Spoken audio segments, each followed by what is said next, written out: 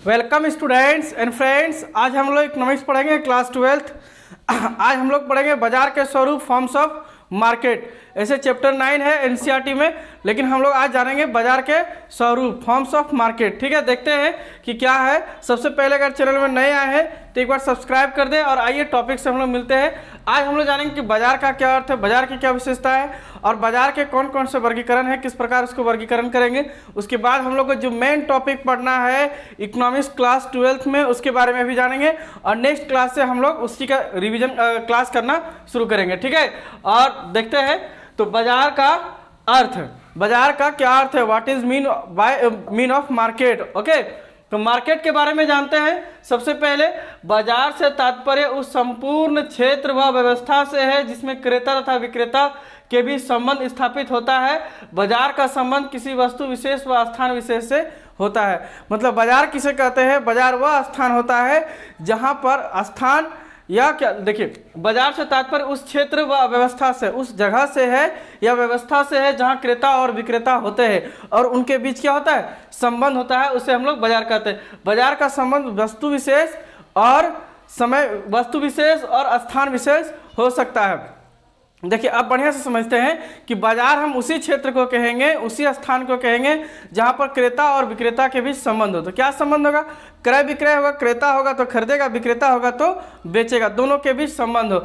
और कहता है बाजार में इतने में संबंध नहीं खत्म हो जाता कि खरीदे और बेचे, उसके अलावा भी बहुत सारा चीज होता है, जैसे कि वस्तु के बारे में जानना, जानकारी लेना, अच्छा लगा खराब लगा फीडबैक लेना, फीडबैक देना, ये सारी बातें बाजार में ही होती है। ठीक है, और देखिए सबसे जरूरी बात जो है लगता है, कहता है कि विशेष, वस्तु विशेष या स्थान विशेष, है ना।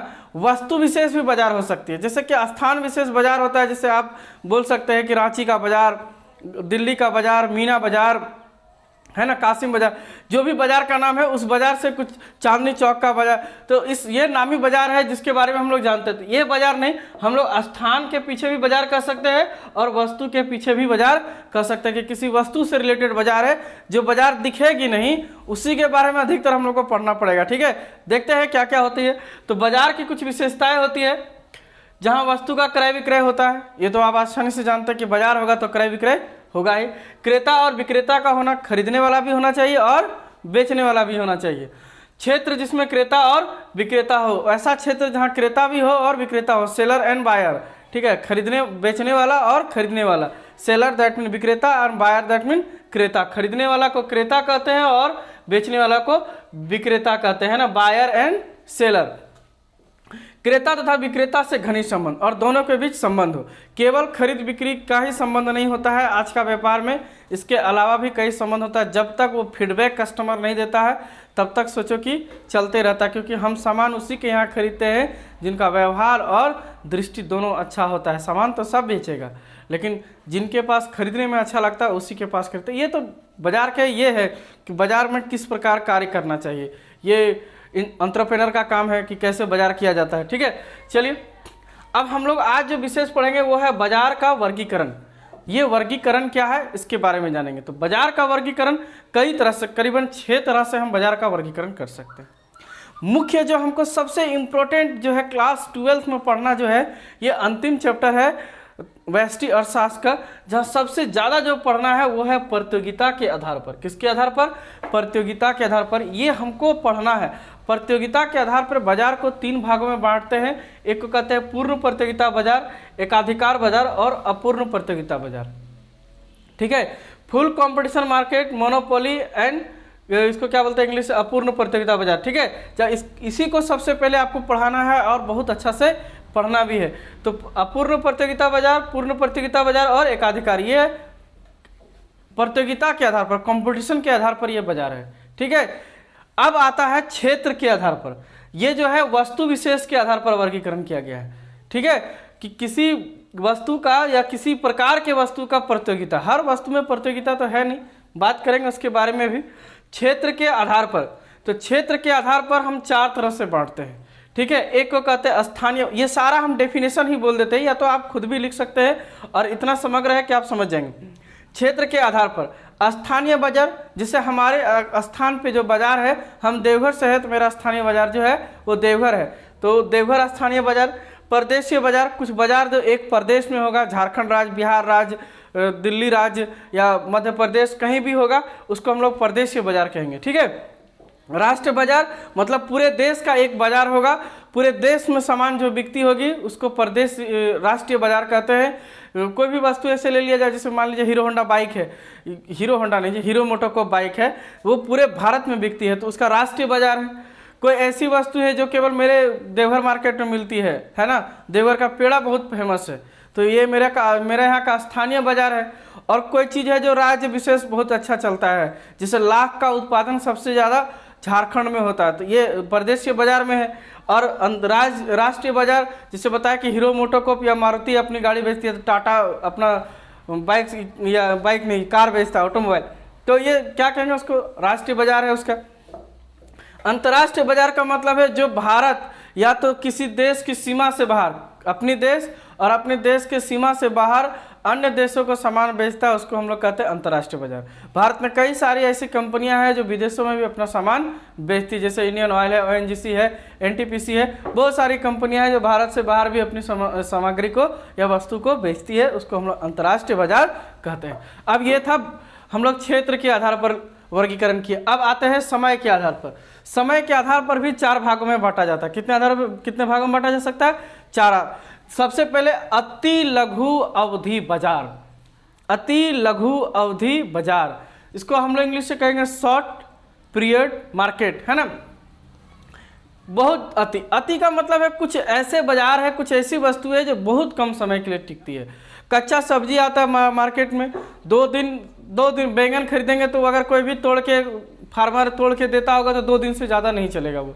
या तो दूध हम लोग लेते हैं ना, पैकेट का भी दूध मिलता है, उसका भी वैलिडिटी है कि 2 से 3 दिन चलेगी, इससे ज़्यादा नहीं। खाने वाले दुकान में जाते हैं हम लोग, रेस्टोरेंट या कोई होटल में जाते हैं, वो भी खाने का एक वैलिडिटी है कि 5 घंटा 6 घंटा या 10 घंटा तक चलेगा, इसके ज़्यादा नहीं। जो सबसे कम टाइम का जो होता है उसको कहते हैं अति लघु अवधि बाजार। उसके बाद है लघु अवधि बाजार, उससे कुछ ज़्यादा दिन, कुछ चीज़ें ऐसी है जो कुछ ज़्यादा दिन तक चल जाती है, जिसको हम लोग बोलेंगे लघु अवधि बाजार। जैसे आप एक पेन खरीद लीजिए, आप लोग तो स्टूडेंट हैं, आप लोग अक्सर पेन पेपर का यूज़ करते हैं, तो पेन क्या है? अति लघु अवधि बाजार है। 1 महीना से 2 महीना आप चला सकते हैं। 1 महीना तो बहुत दिन हो गया, 5 दिन चलता है, मेरे पास तो 2 दिन भी नहीं चलता।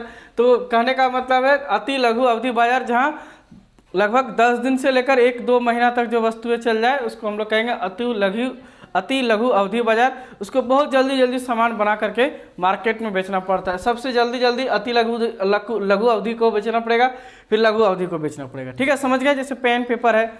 अब आते हैं दीर्घ अवधि बाजार। दीर्घ का मतलब होता है कि थोड़ा लार्ज टाइम, थोड़ा बड़ा समय लेगा वो। जैसे कि हम लोग अभी मान लीजिए कुछ चीज़ें जो साल भर 2 साल चलती है, उसको हम लोग कहते हैं दीर्घ अवधि काल में। जैसे कि आप मान लीजिए कि मोबाइल खरीदते हैं तो मोबाइल का लगभग वैलिडिटी है साल भर, साल से 2 साल चलती है, इसके बाद मोबाइल फ़ोन्स नहीं चलती, स्मार्टफोन्स नहीं चलती है, वो ख़राब हो जाती है। निश्चिंत है, उसका वैसे बनाया गया है ये कि वो 2 साल में रिप्लेस करना है। या बहुत सारी ऐसी और भी चीज़ें हैं जो कि 2 साल में रिप्लेस हो जाती है, हर बार 2 से 3 साल उसका लाइफ है, उससे ज़्यादा नहीं है।